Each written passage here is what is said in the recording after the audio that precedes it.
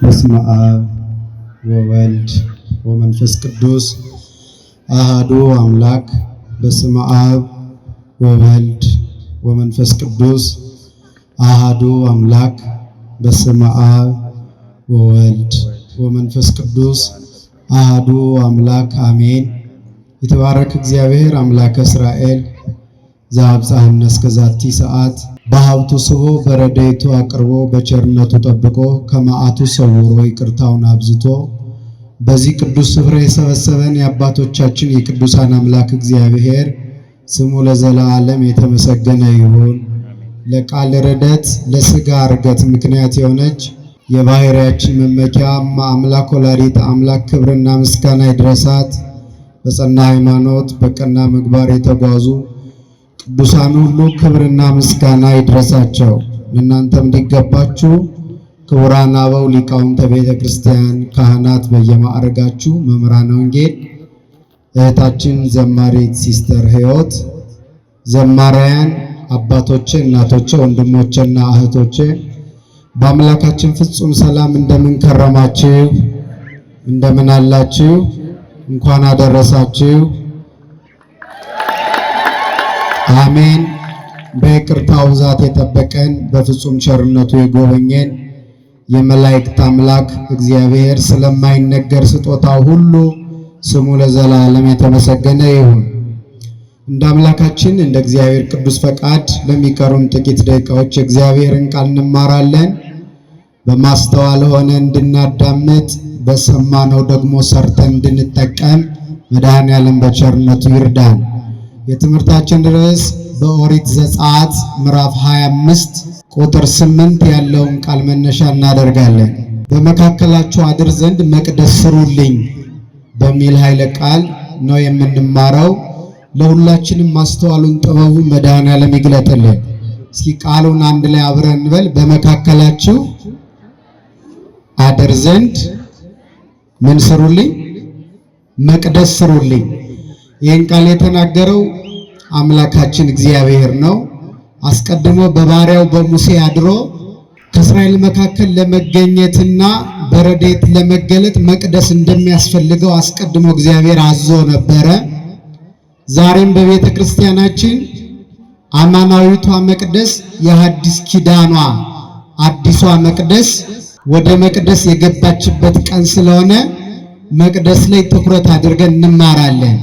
አስቀድመን እንዳነሳነው አምላካችን በሙሴ አድሮ መቅደስ እንዲሰራ አዞ ነበረ። እንደምናውቀው እግዚአብሔር በሁሉም ቦታ የመላና ያለና የሚኖር ነው። ነገር ግን በልዩ ሁኔታ የሚመለክበት የሚሰገድበት የአምልኮ የምስጋና መባ የሚቀርብበት ልዩና ቅዱስ ስፍራ እግዚአብሔር ይፈልጋል። በነቢዩ በኢሳይያስም አድሮ ሰማይ ዙፋኔ ነው፣ ምድርም የእግሬ መረገጫ ናት፣ እንደምን ያለ ቤት ማደሪያ ነው የምትሰሩልኝ ብሎ እግዚአብሔር ይጠይቃል። ሰማይ ዙፋኑ ሆኖ ምድርም የእግሩ መረገጫ ሆና ግን ማደሪያ መቅደስ ይፈልግ ነበረ። ስለዚህ በታዘዙት መሰረት አባቶቻችን እነ ሊቀ ነቢያት ሙሴ በደብተራ ድንኳኑ ይገለጥላቸው ዘንድ ደብተራ ድንኳን መቅደስ ሰሩለት። እግዚአብሔርም በረድኤት እየተገለጠ ያናግራቸው ይረዳቸው ከችግር ያወጣቸው ነበረ። በኋላም በሰሎሞን ዘመን የመጀመሪያው በሕንፃ የተሰራ ቤተ መቅደስ ተሰራ። እዚያም እግዚአብሔር በረድኤት እየተገለጠ ሕዝቡን ይባርክ ነበረ። ነገር ግን በመካከላቸው አድር ዘንድ ያለው አምላካዊ ቃል ገና አልተፈጸመም ነበረ። እግዚአብሔር ይገለጥ ነበር በረድኤት ምዕመናን ይረዳ ነበረ። ከጊዜያዊ መቅሰፍት እስራኤልን ይታደግ ነበረ፣ ከጠላቶቻቸውም እንዲሁ ማለት ነው። ግን እግዚአብሔር ተዋህዶ አካሉን ከአካላችን ባሕሪውን ከባሕሪያችን አንድ አድርጎ የሚገለጥበት ያ ጊዜው እግዚአብሔር ያለው ጊዜ ሲደርስ ያቺ መቅደስ መምጣት ነበረባት። እግዚአብሔር የሚያድርባት ከሷ ሥጋና ነፍስ ነስቶ ዓለምን የሚያድንባት ከኛ ጋራ የሚሆንባት አንዲት መቅደስ ታስፈልግ ነበረ። ሙሴ ከሰራው ከደብተራ ድንኳኑ የምትለይ፣ ሰሎሞን ከሰራው ቤተ መቅደስ ልዩ የሆነች አዲስ እርጅና የሌለበት ለዓለማት ፈጣሪ ማደሪያ መሆን የምትችል አንዲት መቅደስ ታስፈልግ ነበረ። እሷ ከመጣች ነው ዓለም የሚድነው። ያችን መቅደስ ወላዲተ አምላክ ናት። ማናት? ንገሩኛ፣ ማናት? እመቤታችን ናት። ስለዚህ በነቢዩ አድሮ ለካ ጌታ የተናገረው በመካከላችሁ አድር ዘንድ መቅደስ ስሩልኝ ያለው ስለ እመቤታችን ነበረ። ስለ አማናዊቷ መቅደስ፣ ስለ አማናዊቷ ንጹሕ የእርሱ ማደሪያ ነቢየ እግዚአብሔር ቅዱስ ዳዊትም ይህን ሲገልጽ በመዝሙሩ መዝሙር 131 ላይ እንደዚህ ይላል፣ ወደ አልጋዬ ወጥቼ እንቅልፍ አልተኛም ይላል፣ ለሽፋሽፍቶችም እንቅልፍን አልሰጥም ካለ በኋላ እስከ ረክብ መካኖ ለእግዚአብሔር ወማይደሮ ለአምላከ ያዕቆብ፣ ለያዕቆብ አምላክ ማደሪያ እስክሰራለት እስካገኝለት ድረስ አልተኛም፣ አላንቀላፋም፣ አልበላም፣ አልጠጣም። ይህን ሁሉ አላደርግም። ምንድነው የማደርገው? መቼ ነው ይህን የማደርገው? ለያዕቆብ አምላክ ማደሪያ እስካገኝ። የያዕቆብ አምላክ የተባለው መድኃኔ ዓለም ክርስቶስ ነው። የያዕቆብ አምላክ የማን አምላክ? የአብርሃም አምላክ፣ የይስሐቅ አምላክ፣ የያዕቆብ አምላክ የተባለው ክርስቶስ ነው። ስለዚህ ለእርሱ ማደሪያ እስካገኝ ድረስ አልተኛም አለ ዳዊት። በእርሱ ዘመን ያቺ መቅደስ እንደማትሰራ ተነገረው። በሰሎሞንም ጊዜ መቅደሱ ተሰራ። ግን አሁንም እግዚአብሔር ከሰው ጋር አልነበረም። በከዊን ተዋህዶ ከኛ ጋር ሆኖ አልተገለጠም ነበረ። በረድኤት ብቻ ይገለጥ ነበረ። ማን እስክትመጣ በነገራችን ላይ ስሟን አጥብቀን ብንጠራው እንባረክበታለን፣ ረድኤት እናገኝበታለን። አባቶቻችን ዘመናቸውን በሙሉ ማርያም ማርያም ሲሉ ነው የኖሩት። በዚህም ደግሞ ተጠቅመዋል፣ አልተጎዱም። በጸጋ ላይ ጸጋ፣ በረድኤት ላይ ረድኤት፣ በበረከት ላይ በረከት ጨምረዋል። የዓለም ድህነት መጀመሪያ መነሻ ምክንያት የምትሆነው እሷ ስለሆነች ትጠበቅ ነበር። ስለዚህ በሰሎሞንም ጊዜ አልሆነም፣ መቅደሱ ተሰራ። ግን እግዚአብሔር ያለው ነገር ገና አልተፈጸመም። እርሷ ስትመጣ ግን አምላክ ከእርሷ ሰው ሆነ፣ ከስጋዋ ስጋ ከነፍሷ ነፍስ ነሳ።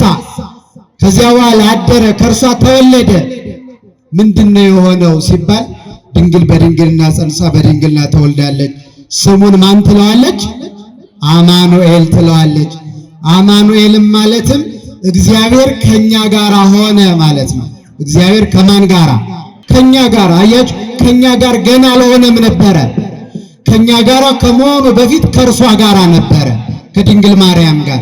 ለዚህ ነው መልአኩ ቅዱስ ገብርኤል ሲመጣ ሲያበስራት እግዚአብሔር ካንቺ ጋራ ነው ያላት። እግዚአብሔር ከማን ጋራ? በፊት ከእርሷ ከዓለም ተለይቶ ነበር። ዓለም በኃጢአት በድንቁርና በክደት ተይዞ ስለነበረ እግዚአብሔር ከዓለሙ ርቆ ከድንግል ማርያም ጋራ ግን ነበረ። አብሯት አልተለያትም ነበረ። በእርሷ ምክንያት ደግሞ እግዚአብሔር ከኛ ጋር ሆነ። ስጋዋን ነሳ፣ ነፍሷን ነሳ። ባህሪያችን ባህሪው፣ አካላችን አካሉ አደረገ። እግዚአብሔር ከኛ ጋር ሆነ። እግዚአብሔር ከኛ ጋር ለመሆኑ ምክንያታችን ወላዲተ አምላክ ናት። እሷን የሰጠን መድኃኔዓለም ስሙ ለዘላለም የተመሰገነ ይሁን።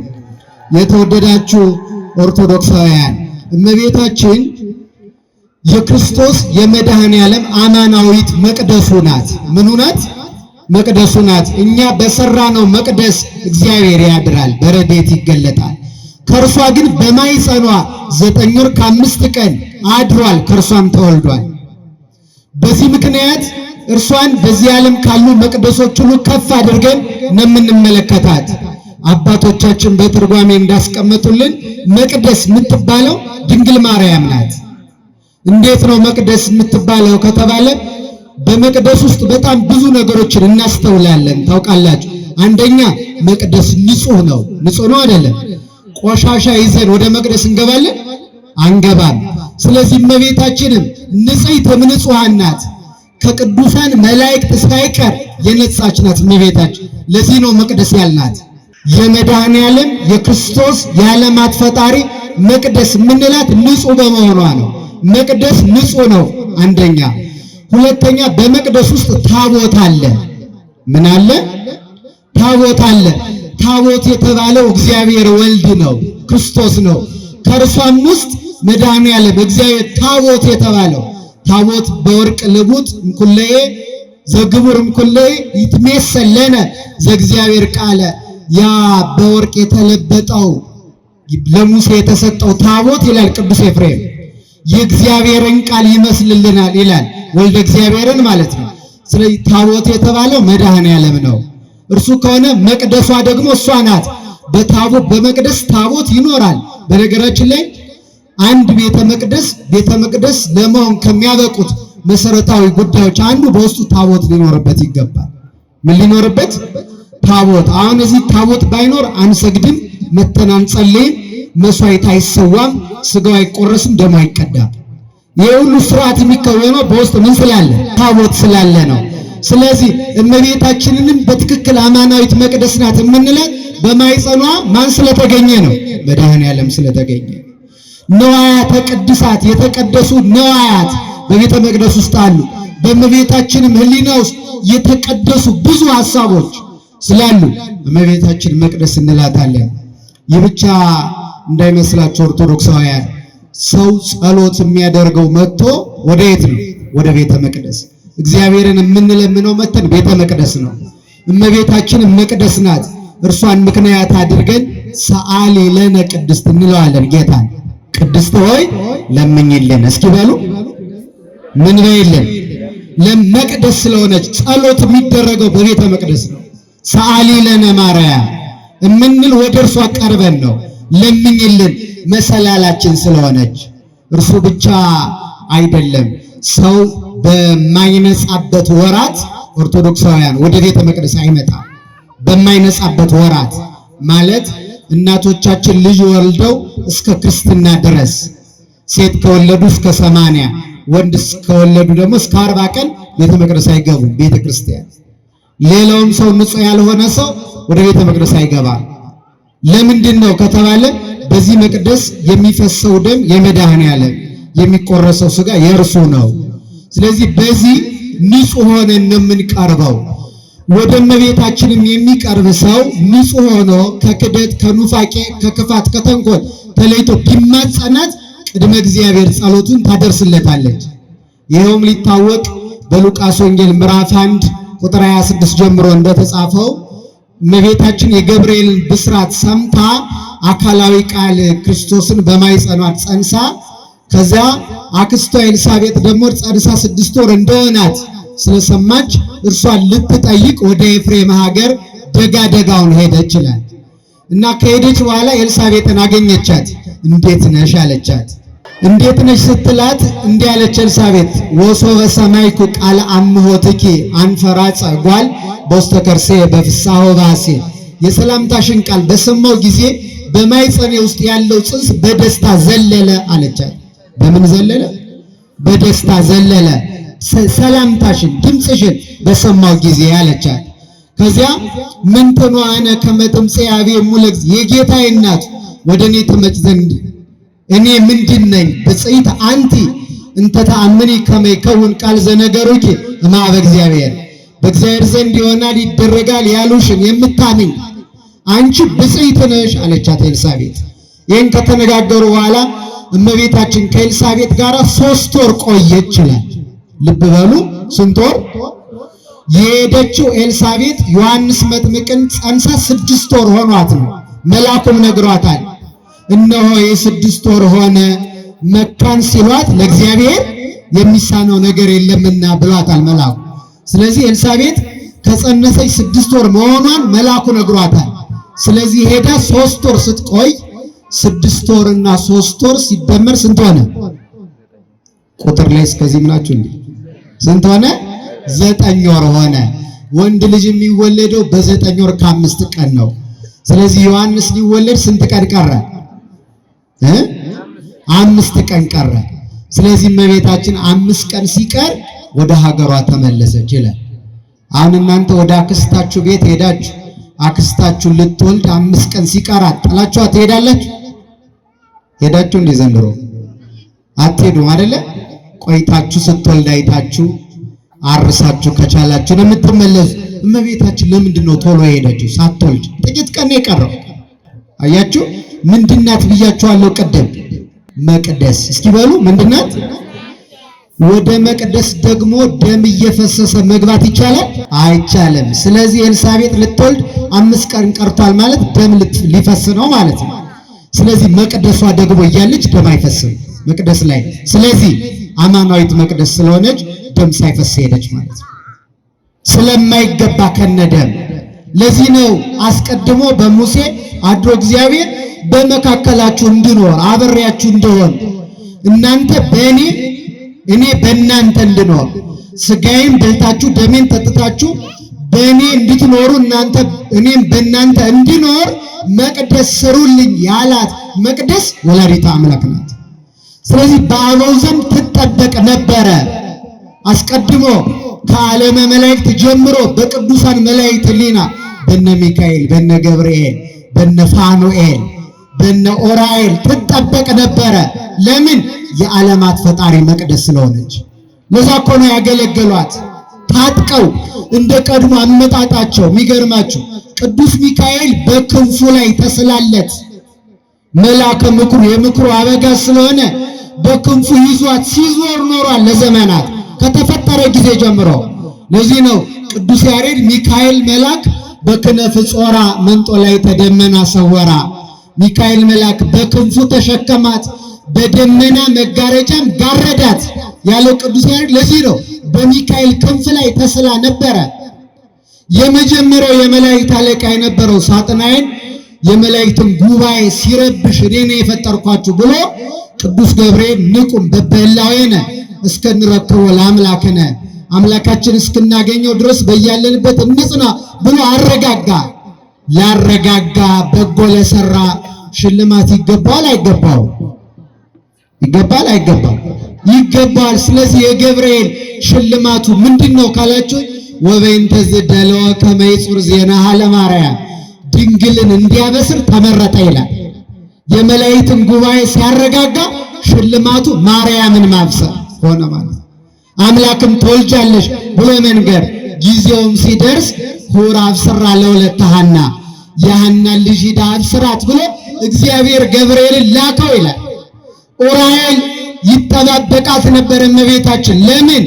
ጌታ ተወልዶ በሄሮድስ ክፋት ምክንያት ወደ ግብጽ ሲሰደድ መንገድ የሚመራት ኡራኤል ስለሆነ ፋኑኤል ይጠብቃት ነበረ። ምን ሊያደርግ? ምድራዊ መብል ስለማትበላ ምድራዊ መጠጥ ስለማትጠጣ ከሰማይ መና ከሰማይ መጠጥ እያወረደ ይመግባት ዘንድ ይጠብቃት የነበረው መልአክ ፋኑኤል ነው። ለምንድን ነው ይሄ ሁሉ የሆነው ከተባለ የማን መቅደስ ስለሆነች? አረ ንገሩኝ ክርስቲያኖች፣ የመድኃኔዓለም መቅደስ ስለሆነች የተለየች ናት። ክብሯ ከፍ ከፍ ያለ ነው። ኦርቶዶክሳውያን ስለእመቤታችን ስንናገር ከእርሷ የምንማረው በጣም ብዙ ቁም ነገር ስላለ ነው።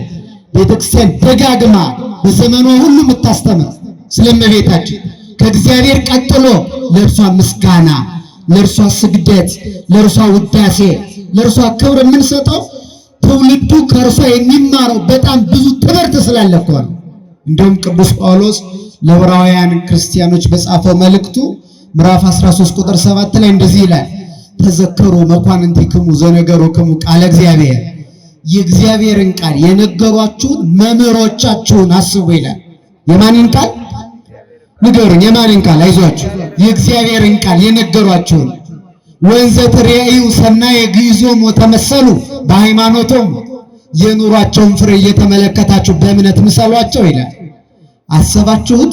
የእግዚአብሔርን ቃል የነገሩን መምህራን ማንረሳ ከሆነ የእግዚአብሔርን ቃል የወለደችውን ድንግልማ እንዴት መርሳት ይቻላል?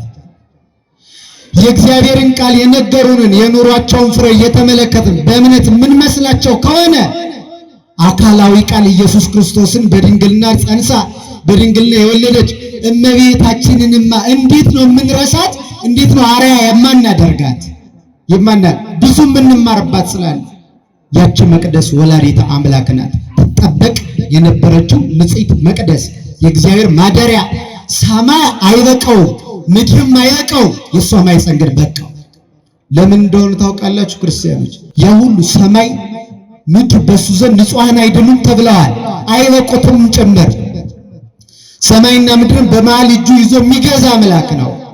ሰማይ ወምድር እያገምሮ ማኅፀነ ድንግል ጾሮ ሰማይና ምድር አይችሉትም፣ የድንግል ማኅፀን ግን ቻለው። ትንሽ ብላቴና ናት፣ ግን ንጹሕ ናት። ከፍጥረተ ዓለም በንጽህና የሚተካከላት አንድም ፍጥረት በዓለም ላይ የለም። በቅድስና በደግነት አንድም የሚተካከላት የለም። የተወደዳችሁ ኦርቶዶክሳውያን መቅደስ ያልናት ድንግል ማርያምን ነው ብያችኋለሁ። የዓለማት ፈጣሪ መቅደስ ለመሆን ያበቃት ምንድነው ሚለውን እናንሳና ትምህርታችንን ጠቅለን፣ አንደኛ ሃይማኖቷ። እስኪ በሉ ምኗ? ሃይማኖቷ የእግዚአብሔር መቅደስ እንድትሆን አብቅቷታል። የክርስትና ዓላማ ክርስቲያኖች፣ የክርስትና ዓላማ መጨረሻው ምንድነው ካላችሁ የፈጣሪ መቅደስ መሆን ነው። የተጠራ ነው። ለዚያ ነው ሐዋርያው ቅዱስ ጳውሎስም እናንተ የእግዚአብሔር ቤተ መቅደሶች አይደላችሁም ይላል። የኛ ሰውነት ራሱ የተጠራው እንደሷ እንኳን ባንሆን ፍጥረት ሁሉ የተጠራው የእግዚአብሔር መቅደስ ሊሆን ነው። ሁልጊዜ ስለ መቅደስ እየተረክን እንድንኖር አይደለም። ይህን መቅደስ ራሱ የሰራ ነው። ቤተክርስቲያን ያነጽ ነው። ቅዳሴ የሚቀደሰው፣ ጉባኤ የሚሰራው፣ ቃለ እግዚአብሔር የሚነገረው፣ ታቦት የሚገባው ሰዎች ሁሉ በእግዚአብሔር አምነው በምግባር ቀንተው የክርስቶስ መቅደስ ለመሆን ይበቁ ዘንድ ነው። ሌላ ዓላማ የለውም። ሰው የእግዚአብሔር መቅደስ ነው። ኃጢአት ሲሰራ ያ መቅደስ ይፈርሳል። ጽድቅ ሲሰራ ደግሞ ይታነጻል፣ በጌጠኛ ወርቅ እንደተለበጠ ይሆናል። አያችሁ ክርስቲያኖች፣ እኛ የእግዚአብሔር ቤተ መቅደሶች ከሆንና ኃጢአት ስንሰራ ቤተ መቅደስነታችን የሚፈርስ ከሆነ እግዚአብሔር ስንት መቅደስ ፈርሶበት ይሆን በዚህ ዘመን?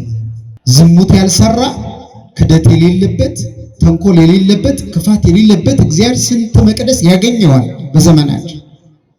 ኃጢአት መስራትና ክፉ ማድረግ እንደ ስልጣኔ በተቆጠረበት በዚህ ዘመን እግዚአብሔር ስንት ያልፈረሰ መቅደስ ይኖረው ይሆን ብላችሁ ጠይቃችሁ ታውቃላችሁ? ሰው የእግዚአብሔር መቅደስ ነው። መዳረሻችን ለዚያ ለመሆን ነው። አንድ የቤተክርስቲያን ደራሲ ሊቅ እንደዚህ ይላል፣ ሰዎች ይላል በሃይማኖታቸው እየጸኑ እየበረቱ ሲሄዱ እግዚአብሔር ክብሩን የገለጠባቸውን ቦታዎች ይሆናሉ ይላል። ታስታውሳላችሁ? እግዚአብሔር ክብሩን የገለጠባቸው ቦታዎች አንደኛው ዮርዳኖስ የተጠመቀበት፣ አንድነት ሶስትነቱን ክብሩን የገለጠበት፣ ደብረ ታቦር ብርሃነ መለኮቱን የገለጠበት፣ አንድነት ሶስትነቱን የገለጠበት የክብሩ ቦታዎች እነሱ። ሌላውስ የተሰቀለበት ቀራንዮ፣ የተቀበረበት ጎልጎታ። አንድ ክርስቲያንም በሃይማኖት ሲጸና እንደዚያ ነው የሚሆነው ይላል የቤተ ክርስቲያን አባት። ሰው ሃይማኖቱ ብርቱ ሲሆን፣ ሕይወቱ የተቃና ሲሆን ልክ ዮርዳኖስን ነው የሚሆን፣ የተጠመቀበት ይሆናል። ሰውየው ራሱ ደብረ ታቦርን ይሆናል፣ ክብሩን የገለጠበትን። ቀራንዮን ይሆናል፣ ጌታ በእርሱ ልብ ውስጥ ተሰቅሎ ይኖራል እንደ ቀራንዮ። ጎልጎታ ይሆናል፣ የተቀበረበት፣ ስጋውን ይበላል ደሙን ይጠጣል፣ ሰውነቱ የጌታ መቃብር ጎልጎታ ይሆናል። ስለዚህ መንገዱ ላይ ቀና ነው የሚሆነው። ስለዚህ መዳረሻው የሰው ሁሉ መቅደስ ለመሆን ነው። ስለዚህ ዛሬ ከብሉይ ኪዳኗ መቅደስ የምትበልጠው መቅደስ ወደ መቅደስ የገባችበት ቀን ነው ዛሬ በቤተክርስቲያን የምናከብረው። ለምን? ራሷን አብቅታ የተገኘች ስለሆነች፣ ከመረጣት በኋላ ከኃጢአት ርቃ ከዓለም ተለይታ ስለኖረች ለእግዚአብሔር መቅደስነት ያበቃት አንዱ ክርስቲያን ሃይማኖቷ ነው። እግዚአብሔርን ፍጹም ታምነው ነበረ። በዓለም በሃይማኖት ጥርጥር ምክንያት ዓለም ለመከራ ተዳርጓል። በሔዋን አለማመን ምክንያት የጠፋው ዓለም በድንግል ማርያም እምነት ምክንያት ነው ለድነት የበቃው። ለምን? ዕፀ በለስን በበላችሁ ጊዜ የሞት ሞትን ትሞታላችሁ የሚለውን አምላካዊ ቃል ተጠራጠረችው ሔዋን። እመቤታችን ግን ገብርኤል መንፈስ ቅዱስ ወደ አንቺ ይመጣል፣ የልዑል ኃይልም ያድርብሻል፣ የሚወለደው ከሦስቱ ቅዱስ አንዱ ቅዱስ ነው ሲላት እንደ ቃል ይደረግልኝ ብላ የእግዚአብሔርን ቃል አምና ተቀበለች። ለዚህ ነው ኤልሳቤጥ ከእግዚአብሔር ዘንድ ይሆናል ይደረጋል ያሉሽን የምታምኝ አንቺ ብፅዕት ነሽ ብላታለች። አንቺ ምንድነሽ? እስኪ አይዟችሁ ብፅዕት በሏት። ምንድነሽ? ምን የምትይ? ከእግዚአብሔር ዘንድ ይሆናል ያሉሽን፣ በድንግልና ትጸንሻለሽ፣ በድንግልና ትወልጃለሽ ያሉሽን አምነሽ የምትቀበይ አንቺ ብፅዕት ነሽ አለቻት። ሃይማኖቷ የእግዚአብሔር መቅደስ ለመሆን በመላእክት ተከባ እንድትኖር ለመብቃት ለመድረስ አብቅቷታል። የተወደዳችሁ ኦርቶዶክሳውያን አስቡት፣ የእግዚአብሔር መቅደስ ለመሆን ያበቃት ምኗ ነው አልኳችሁ? ሃይማኖቷ። ሃይማኖት በምን ይገለጻል? ክርስቲያኖች አንድ ሰው ዝም ብሎ በ40 እና በ80 ቀን ተጠምቆ የእግዚአብሔር አማኝ ነው ብሎ በመኖሩ ብቻ ሃይማኖት አለው አይባልም። ሃይማኖት የሚገለጠው በስራ ስለሆነ በሌላ አስደናቂ ስራዎቿ ደግሞ የእግዚአብሔር መቅደስ ለመሆን በቃች። ሃይማኖቷን በበጎ ነገር ገለጠችው። ለምሳሌ በንጽህናዋ ፈጽሞ ከኃጢአት በመራቅ ኃጢአትን ባለመንካት። በጣም እኮ ነው የሚገርመው ንጽህናዋ። ክርስቲያኖች መልአክ ከመልአክ ጋር እንድትኖር መላእክት እንዲያቅፏት እንዲወዳት ዘመደ መልአክ እንድትሆን አብቅቷታል። በዜና አበው አንድ ዮሐንስ ሐጺር የሚባል አባት አለ። አጭሩ ዮሐንስ ይባላል። በትህትናው በታዛዥነቱ በደግነቱ ምክንያት ሕይወቱ በጣም አድጎ ደስ የሚል ሆኖ እስከ ንጻሬ መላእክት ድረስ በቅዱሳን ማዕረግ ወደ 8ኛው አካባቢ ንጻሬ መላእክት ይባላል። መልአክ ማየት ማለት እዚህ ሆኖ በሰማይ ያሉትን መላእክት በየከተማቸው በየነገዳቸው እስከመመልከት የሚያደርስ ጸጋ ማለት ነው። በኋላም በጣም ከንጽህናው ጽናት የተነሳ ይላል ደክሞት ከበዓቱ በሚያርፍበት ጊዜ ሚካኤልና ገብርኤል መጥተው ክንፋቸውን ዘርግተው እኔ ነኝ የማቅፈው ይሉ ነበር ይላል። ደቀ መዝሙሩ ለተልእኮ ወጥቶ ሲገባ መላእክቱ ክንፍ ለክንፍ እየተሳጎዱ ለማቀፍ ሲሽቀዳደሙ ያይ ነበር ይላል። አያችሁ መልአክ ሊያቅፈው የሚወደው ልክ አንድ የሚያምርን ህፃናት ንጹሃን ስለሆኑ ስናያቸው ማቀፍና መሳም ነው የምንፈልገው። ስለዚህ ክርስቲያንም በሃይማኖቱ ላይ ንጽህና እየጨመረ ሲሄድ የሚወደድ የእግዚአብሔር ጸጋ ያረፈበት ይሆናል። አሁን እኮ ማንነፋቀቀው ማንዋደደው ሰው አብሮ መኖር ያቃተው አንዱ በምድር ላይ ንጽህና ስለጎደለ ነው። ንጹህ ብንሆን ከሰው ጋር አብሮ መኖር ይቻላል። ንጹህን ማን ይጠላል? ቆሻሻ ያለበት ቦታ አካባቢ ማለፍ አንፈልግም። ንጹህ የሆነ ግን ብናርፍበት ብንተኛበት ደስ ይለናል። በሕይወታችን ውስጥ ንጽህና እስከሌለ ድረስ ሰው ወደኛ ሊሳብ አይችልም። ሰው አብሮ ሊኖር አይችልም። በዓለም ዘንድ ስምምነት፣ አብሮ መኖር፣ መዋደድ፣ መነፋፈቅ ብሎ ነገር ባላገኘሁት መባባል ነው የሚመጣ። እመቤታችን ግን በቅዱሳን መላእክትን በሌሎችም ቅዱሳን የምትናፈቅ ናት። ለምን? ንጽሕት ስለሆነች እንደዚህ ልትታቀፍ የምትወድ ዛሬ እንዳየነው ማለት ነው። መልአኩ ወርዶ ግራ ክንፉን አጎናጽፎ በቀኝ ክንፉ ህብስት ሰማያዊ ጽዋ ሰማያዊ መግቧት እና አጠጥቷት ሲያርግ ቤተክርስቲያናችን እንደነገረችን ለምንድን ነው ያ መልአክ ሰው ሁሉ ሊቀርበው ሲል ያንን ጽዋና ህብስት ፈልጎ ካህናቱ ሳይቀሩ ሌሎቹ እናት አባቷ ሳይቀሩ ይቀርባል፣ መልአኩ ይርቃል። የሚፈልገው ማንን ነው? ከዓለም ሁሉ የተለየች አንዲት የ3 ዓመት ሕፃን አለች። እሷን ይፈልግ ነበረ ሊያቀፍ ማለት በክንፉ ሊያጎናጽፋት ሊመግባት። እንደውም አባቶቻችን ከንጽህናዋ ጽናት የተነሳ በትውፊት እንደዚህ ብለውናል። ፋኑኤል መልአኩ መጥቶ ወርዶ ረቦ አቅፋት በክንፎቹ መግቧት። ምክንያቱም ከመጣበት ሰዓት ጀምሮ ሰው ሁሉ እየቀረበ አስቸግሮታል። ስለዚህ ይርቃል። የሚፈልገው እሷን ነው።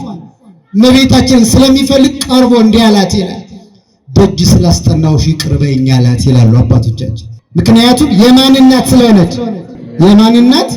የክርስቶስ እናት። የማን መቅደስ? የክርስቶስ መቅደስ ስለሆነች። ስለዚህ እንዲህ ብሎ መጣ። ንጽህና ለመላእክት እንኳን ሳይቀር ያስገርም ነበረ። ለነሱ ብቻ እንዳይመስላችሁ እርሱ ከፈጠራት በኋላ ራሷን ሰርታ አንጻ በመልካም ጎዳና መርታ ለእግዚአብሔር የሚያስደንቅ ንጽህና ነበራት። ወሶበሬ ንጽህናኪ እግዚአብሔር ለልዩ ፈኖ መልአኮ ብርሃናዊ ዘስሙ ገብርኤል። ንጽህናም ከሰማይ አይቶ ልባል ዓለምን በሙሉ መረመረ። ወሰምረ መዓዛ ዚአኪ ወአፍቀረ ስነኪ። እንዳንቺ ያለ አላገኘም። እንዳንቺ ያለ መዓዛ ንጽህና መዓዛ ቅድስና ያለው ፍጥረት አላገኘም እንዳለው አባ ሕርያቆስ ሃይማኖቷን በንጽህና ገለጠችው። ክርስቲያኖች ሃይማኖት አለኝ የሚል በርኩሰት የሚኖር ሰው የእግዚአብሔር ማደሪያ ሊሆን አይችልም። ከኃጢአት ማንለይ ከሆነ ሃይማኖት አለን እያለ በመኖር ብቻ እግዚአብሔር አድሮብን ሊኖር አይችልም። ሃይማኖቷን በንጽህና ሃይማኖቷን በትህትና ገለጠችው። ትሁት ናት በጣም የሁሉ ጸጋ ያላት የሁሉ ክብር ያላት ምንም ትሁት ትዕቢት ማታውቅ መታጀር ማታውቅ ምን አይነት ፍጥረት ናት? አሁን እኛ ትንሽ ነገር ቢኖረን አገር ይያዝ ማንን ይመስላችኋል? ጌታን ጸንሳ እኮ በሆዷ ቅዳሴ መላእክት ሲሰማ እንዲህ ያለ እኮ ፍጥረት ተሰምቶ አይታወቅም። በሆዷ ስትጸንሰው ቅዱሳን መላእክት ሆዷ ውስጥ ቅዱስ ይሉ ነበረ። ምን ይሉ ነበረ? አያችሁ፣ የመላእክት ቅዳሴ ሆዷ ውስጥ እየተሰማ ጆሮዋን ዘንበል አድርጋ ቅዳሴውን ትሰማ ነበር፣ ግን ለማንም አታወራም። አሁን እኛ ለዚህ ስተውት የማይሞከር ነገር ነው። እንደው ጥቂት ጸጋ ጣዕመ ጸጋ ብንቀምስ ቀጥታ ሚዲያዎችን በሙሉ ሰብስበን መግለጫ አንሰጥም። እኔ እኮ ለዚህ በቃው ብንል ብለን ምን ነገር አይመስላችሁም? ትሁት ፈጽሞ ትሁት ትንቢተ ኢሳይያስን ስታነብ ድንግል በድንግልና ጸንሳ በድንግልና ትወልዳለች። መቅደስ ውስጥ ሆና ስታነብ በድንግልና ጸንሳ በድንግልና ስሙን አማኑኤል ትለዋለች ከሚለው ስትደርስ በመቅደስ ነው የኖርኩት፣ ገና በ3 ዓመቴ ነው ወደ ቤተ መቅደስ የገባሁት፣ ከዚያ ቀጥሎ ሌላ የማውቀው ነገር የለም። ስለዚህ ይቺ ሴት እኔ ነኝ ልሆን የምችለው አላለችም። ከዚች ሴት ከዘመኗ ደርሼ እንጨት ሰብሬ ውሃ ቀድቼ ባገለገልኳት ብላ ተመኘች። አያችሁ ትሕትናዋን። ከቤተ መቅደስም ወጣ ስትሄድ ውሃ ልትቀዳ ሄደች። ምንም ድንግሎ በሆን ቤተ መቅደስ ብኖር ሕፃኑ የዮሴፍ ልጅ ያዕቆብ አመድ አጥልቆት አመድ ውስጥ ገብቶ እናቱ ሙታበት የሚንከባከበው አጥቶ ውሃ ልትቀዳ ሄደችው እኮ እሱን ለማጠብ እኮ ነው። ፍጹም ትሁት ትዕቢት በነገራችን ላይ በክርስትና ዓለም ክርስቲያን ሆኖ አንድ ሰው ትዕቢተኛ የሚሆነው ክርስትና ስለማይገባው ነው እንጂ ክርስትና መገለጫው ምንድነው ካላችሁ ሃይማኖት ትሕትና ነው። ምክንያቱም ለዚያ እኮ ነው ጌታ ከልዑል ዙፋን ወርዶ በረት ላይ ነው የተገኘው። እርሷም ደግሞ የዓለማት ጌታ እናት መቅደስ ሆና አንድ ቀን ትዕቢት የለባት። ስለዚህ ክርስትና ውስጥ ትዕቢት ካለ መንገዱን ስተነዋል ማለት ነው። በፍጹም የእግዚአብሔር ማደሪያ መሆናችን ትሁት ናት፣ እጅግ ርኅሩኅ ናት፣ የምታዝን የተጠማ ውሻ ሲመጣ ጫማዋን አውልቃ የምታጠጣ። አያችሁ ሃይማኖት የሚገለጠው በንጽህና በትሕትና እና በምን በርኅራኄ ሰውን በመውደድ በማክበር ሰውን ሁሉ ታከብር ነበር ይላል ቅዱስ ቄርሎስ ዘኢየሩሳሌም የሚባል አባት ሲገልጻት ሰው ሁሉ ለሰው ሁሉ እዩኝ የማትል ከቤት የማትወጣ ከመቅደስ የማትወጣ ለሰው ሁሉ ሰላምታ የምትሰጥ እጅግ ትሁት ጥበበኛ አስተዋይ ለሰው የምትራራ ነበረች ይላታል። እመቤታችን በመንፈስ ቅዱስ ተገልጾለት ጠባዩን በሙሉ በዘረዘረበት ድርሳኑ ማለት ነው። ስለዚህ አንደኛው ኦርቶዶክሳውያን ይሄ ነው ለእግዚአብሔር መቅደስነት ያበቃት። ለማን መቅደስነት? ለእግዚአብሔር መቅደስነት። ሁለተኛ ከዓለም ሐሳብና ፈቃድ በሙሉ የተለየች መሆኗ። የዓለም ሐሳብ በውስጡ በሰለጠነበት ልቡና ላይ እግዚአብሔር አያድርም። ለምንድን ነው አሁን እኛ የእግዚአብሔር ጸጋ በዘመናችን የራቀ? ከሁላችንም እኮ ነው የራቀው። ለምንድን ነው ካላችሁ ስሜታችንና ፈቃዳችን ለዓለም ፈቃድ ተላልፎ የተሰጠ ነው። ለእግዚአብሔር ፈቃድ ከላይ እስከታች ቦታ የለንም። ስለዚህ የእግዚአብሔር ጸጋ ራቀ። እሷ ግን ለዓለም ፈቃድ አንድም ቦታ አልነበራትም። አይገርማችሁ? 3 ዓመት ነው የኖረችው። እንዲህ ፈቃዷ ከተወለደች ጊዜ ጀምሮ እስከ እርገቷ ድረስ 64 ዓመት ሙሉ ከፈቃድ እግዚአብሔር ሳትወጣ። አይገርማችሁ? 64 ዓመት ሙሉ ለቅጽበት ከእግዚአብሔር ፈቃድ ያልወጣች ድንቅ ሴት ስለሆነች ነው መቅደሱ ለመሆኑ የበቃል። እኛ አሁን እድሜያችን ስንት ነው?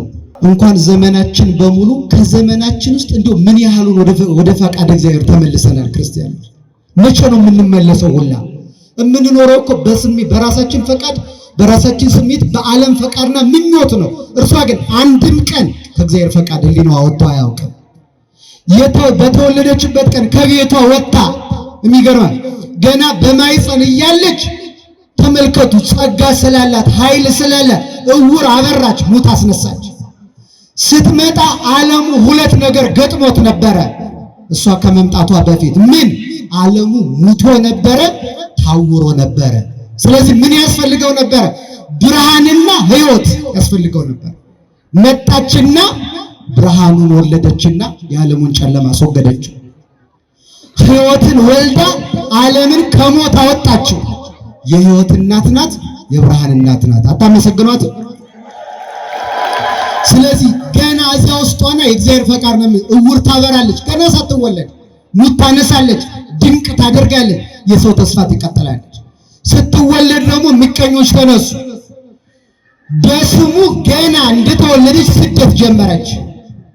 በእግዚአብሔር ፈቃድ በኃጢአት አይደለም፣ በጽድቅ ነው የተሰደደች። አድባረ ሊባኖስ ተወለደች። ከቤቷ ውጭ ወጣ። ዛሬ እኛ ንፍሮ ውጭ እንደምንበላው ማለት ነው። ያን በማሰብ ገና እኮ ስትወለድ በስሙ የተሰደደች፣ በክርስቶስም ለሚሰደዱ ደግሞ የመጀመሪያ ሆና ስደትን የባረከች ናት። 3 ዓመት ደግሞ ከእናት ከአባቷ ጋር እንደቆየች የሚገርመው በዚያ 3 ዓመት ራሱ አባቶቻችን እንደሚሉን የሚናፈቀው ስለነበራት በመላእክት ዘንድ ትወደድ ስለነበረ ሐና ከቅፏ አትለያትም ነበር። ግን አንድ ቀን ስራ ይዛ ከቅፏ አወረደቻትና ድንገት መልአክ መጥቶ አቅፎ ወሰዳት። ምክንያቱም በዓለመ መላእክት የምትወደድ አስቡ፣ ሰው ሆና ተፈጥራ ንጽሕናዋ ከመልአክ የሚበልጥ ሲሆን ማንም ነው የሚፈልጋት። ስለዚህ መልአኩ ነጥቆ ወሰዳት። ሐና አለቀሰች፣ ጠፍታባት። ከዚያ በኋላ ጥቂት ይዟት ቆይቶ መልአኩ አምጥቶ መለስላት። መቅደስ ወስዳ እስክትሰጣት ድረስ ከዚያ በኋላ ይወስዱብኛል እያለች ከቅፏ አውርዳት አታውቅም ይላል ዜና ይወጣል። እንዲያውና ኖረች። 3 ዓመቷ ደግሞ ያሳዝነኛል። የ3 ዓመት ሕፃን ሆና ከዚያ በፊት ብዙ ስጦታዎች ይሰጡ ነበረ። እነርሱ ግን ስለት ስላለባቸው ወሰዱና ሰጧት። እያለቀሰች ነው መቅደስ የገባችው። የእናት ፍቅር አልጠገበችም፣ የአባት ፍቅር አልጠገበችም። ገና በ3 ዓመቷ ነው። እንደውም እንደዚህ ነው ያለው፣ አፏ እህል ሳይለምድ ሆዷ ዘመድ ሳይወድ የተሳልነውን ስለት ለእግዚአብሔር መፈጸም አለብን ብለው። አያችሁ፣ ክርስትና ማለት እኮ ይሄ ነው። የራስን ስሜት ትተው ለማን ፈቃድ መኖር? ለክርስቶስ ፈቃድ መኖር። ወስደው ሰጧት። ቤተ ክርስቲያን ውለታ አትረሳም። የሚገርማችሁ ክርስቲያኖች ውለታ አትረሳም። እንዴት ነው የማትረሳው ካላችሁኝ፣ አሁን ደወል ሲደወል ሌሊት፣ አሁን ዛሬ ለማህሌት ማታ ተደውሎ ሌሊት ተደውሎ ነበር አይደል? ማህሌት አንድ እሱ፣ ሁለተኛ ደግሞ በመንፈቀ ሌሊት ደግሞ ለኪዳን የሚደወለው ደወል አለ እና ይህንን ቤተክርስቲያን በአንድ በኩል ለክርስቶስ በአንድ በኩል ደግሞ ለእመቤታችን መታሰቢያ እንዲሆን አድርገው ሰጥተዋል። በሌሊት በመንፈቀ ሌሊት የሚደወለው ደወል ምስጢሩ ምን እንደሆነ ታውቃላችሁ? እመቤታችን በ3 ዓመቷ ከእናት ከአባቷ ተለይታ መቅደስ ስትገባ ምርር ብላ ያለቀሰችው ልቅሶ ምሳሌ ነው። እያለቀሰች ነው የገባችው። በኋላ ከሰው የተለየ ሕይወት ነው ይኖራት። አልተገናኘችም። እየሄዱ ይጠይቋት ነበረ። ጥቂት በመቅደስ እንደኖረች ነው እናቷም አባቷም ያረፉት። ለዚህ ነው አይሁድ ቀንተው ትውጣልን ሲሉ ከመቅደስ ዘካርያስ እንደምን ሆነሽ ትኖሪ ሲላት ከእግዚአብሔር በታች ያለኝ አንተ ነህ፣ እናትም አባቴ ላንተ ነው አደራ የሰጡህ፣ በዚያ ላይ እነሱም የሉም አሁን፣ ስለዚህ አንተ እንደምታደርግ አድርገኝ ያለችው በዚህ ምክንያት የሉም ሁላ። እንደዚህ ከዓለም ፈቃድ የተለየ አትገርማችሁ? የምትበላው የምትጠጣው የምትለብሰው የምትኖርበት የምትናገረው አብረው የምትኖረው አካል የተለየ አይገርማችሁ? በሁለንተናዋ እኮ ነው ልዩ የሆነችው።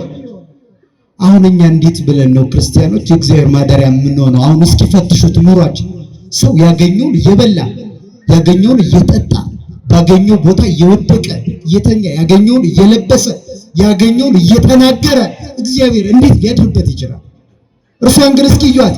የምትበላው ሰማያዊ መና፣ የምትጠጣው ሰማያዊ ጽዋ፣ የምትኖረው በመቅደስ፣ የምትነጋገረው ከመላእክት ጋርና ከካህናት ጋር። ከአንደበቷ ምንም ነገር አይወጣም። ቁጥብ የምትናገረው ሁሉ የተቆጠበ ብዙ ነገር በልቧ የምትይዝ አትገርማችሁ? እንዲሆና ኖራ እግዚአብሔር ባያድርባት መቅደሱ ባያደርጋት ነበር የሚገርመው። የጥንት ኦርቶዶክሳውያን አበው የእመቤታችንን ስዕል ሲስሉ አፏን ጠበብ አድርገው ነው የሚስሉ። ለምን እንደሆነ ታውቃለች?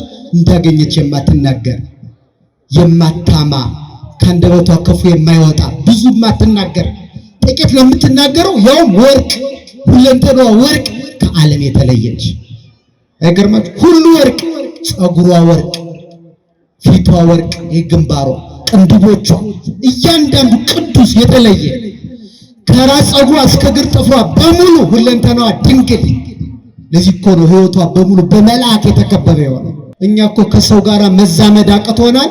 እርሷ ግን ሰው ስትሆን ዘመዶቿ በሙሉ መላእክት ነበሩ መቅደስ ውስጥ። ለዚህ እኮ ነው 12 ዓመት በሙሉ አባ ሕርያቆስ አኮ ኦ ድንግል አኮ ወራዙት ስፉጣን ዘናዘዙኪ አላ መላእክተ ሰማይ ሐወጹኪ። በዚህ ዓለም እንዳሉ ሴቶች ጎልማሶች በቀለበትና በሎሚ እንደሚያታልሏቸው አይደለሽም አንቺ። የዚህን ዓለም ሴቶች በጆሮአቸው የማይሆን ውሸት ወንዶቹ እየነገሩ በቀለበት እያታለሉ በየጎዳናው እየተንበረከኩ ታገቢኛለሽ እያሉ በገጠሩ ሎሚ እየወረወሩ ልባቸውን ውልቅ አድርገው ያጠፏቸዋል። ይኸውም የእውነትም በሆነ አብዛኛው የውሸት እወድሻለሁ እያሉ ማለት እነሱም ደግሞ የሚያዩትን መራራ እውነት አይደለም በጆሮአቸው የሚሰሙትን ውሸት ነው የሚወዱ ብዙዎቹ ሴቶች። አንቺ ግን አለ እንደነሱ አይደለሽም። አላ መላእክተ ሰማይ ሐወጹኪ ከአንደበታቸው ከምስጋና ውጭ ውሸት በማይወጣበት በመላእክት አንደበት ስትመሰገን የኖርሽ ነሽ አላት። ሁለንተናዋ የተለየ ነው። በዚህ ምክንያት ክርስቲያኖች እግዚአብሔር ለልዩ ጸጋ በቃት። አበው እንደሚሉት አፏ እህል አልለመደም፣ ሆዷም ዘመድ አልወደደም። ይህንን ከ3 ዓመቷ ጀምሮ እኮ የመነነች ምናኔ በተወለደች ዕለት ተሰደደች። በ3 ዓመቷ ደግሞ ዓለምን ጥላ መነነች፣ ከእናት ከአባቷ ተለየች። ነብዩ ዳዊት እንዳለው ወተቀውም ንግሥት በየማንከ በአልባሰ ወርቅ ውጽፍት ወሁብርት ስሜ ወለቴ ወሪ ዋጽሜ ዝነጅ ርሲ ህዝበጅ ወቤታ ውቂ።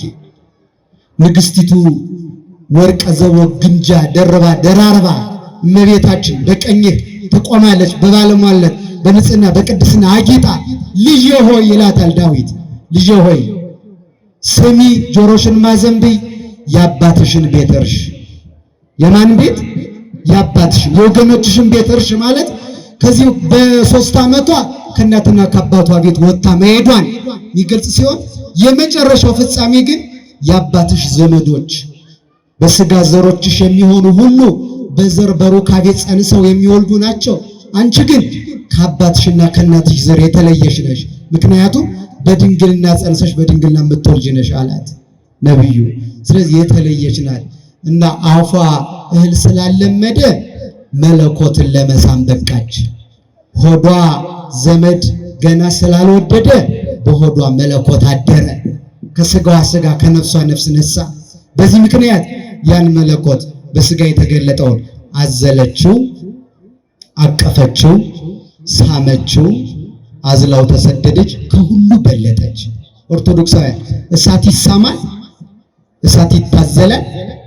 ለእሳት ጡቷን አጠባችው፣ እሳቱን አቀፈችው። ምን ያልሆነችው ነገር አለ? ይሄ ነው ከዓለም መለየቷ። በሁሉ ነገር የምንበለውን መርጠን እያንዳንዱ ነገር ክርስቲያን የሚጠጣውን፣ የሚለብሰውን፣ የሚኖርበትን። አሁን እኛ የት ነው የምንውለው? ምንድነው የምንናገረው? ምን ነው የምንበለው? ምን ነው የምንጠጣው? የምታነበው ጭምር በቤተ መቅደስ መጽሐፍ ቅዱስ ታነብ ነበር። ለዚህ ነው ፍጹም የክርስቶስ ማደሪያ ለመሆን ያበቃት ይሄ ነው። እኛም ባለ በዘመናችን ሃይማኖታችን በበጎ ምግባር ገልጠን ከዓለም ፈቃድ ተለይተን በንጽህና አጊጠን ምን በለው ምን ጠጣው ምን ለብሰው ምን ኖርበት የምንናገረው የተመረጠ ሆኖ የእግዚአብሔር ማደሪያ ሆነን እመቤታችን ካለችበት መልአኩ ቅዱስ ፋኑኤል ካለበት ልዩ የቅዱሳን ቦታ ለመኖር እንዲያበቃን የአምላካችን ቅዱስ ፈቃዱ ይሆንልን። ያስተማረን አምላካችን ስሙ የተመሰገነ ይሁን። እግዚአብሔር ይስጥ።